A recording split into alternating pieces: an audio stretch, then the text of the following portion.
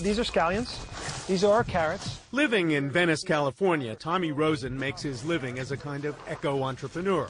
He can certainly afford to buy vegetables, but he likes growing his own in the backyard, too. We try to get as much into each square foot as possible. So you can notice that the spinach is bunched together. Different lettuces are bunched together with other lettuces. In backyards and public garden patches all across the country, growing vegetables and calling it a victory garden has become the latest thing.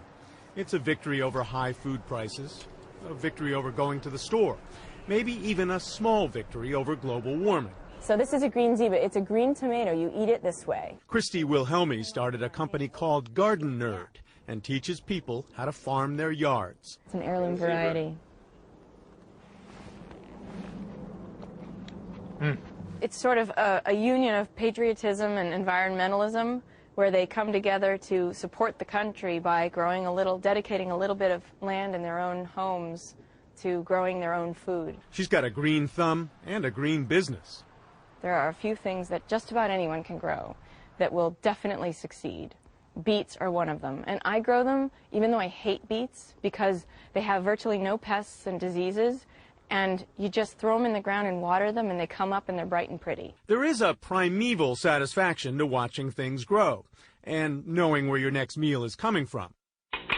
Of course, fewer people remember this, but the Victory Garden comes from the last century, World Wars I and II. Luscious raspberries are ripening. Patriotic Americans were called upon to grow their own fruits and vegetables so more could be sent to troops at the front.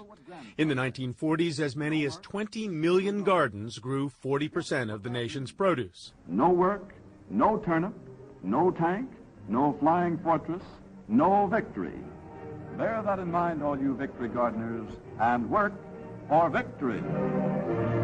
Now, in another time of national duress, the Victory Garden lives on in little plots all across the country. Of course, this is way cheaper than a hybrid car or a solar system. Chris Payne made the movie Who Killed the Electric Car? His house has solar power, and he drives only electric cars, although he didn't save any money on this one. But growing vegetables goes with his whole deal. In what sense is it a victory garden? Well, it's a victory over sort of this non-sustainable lifestyle we've all been living for years and years. If you think it's all just a little trendiness, consider this. The 133-year-old Burpee Seed Company reports that sales sprouted 30% last year and may shoot up another 20% this year.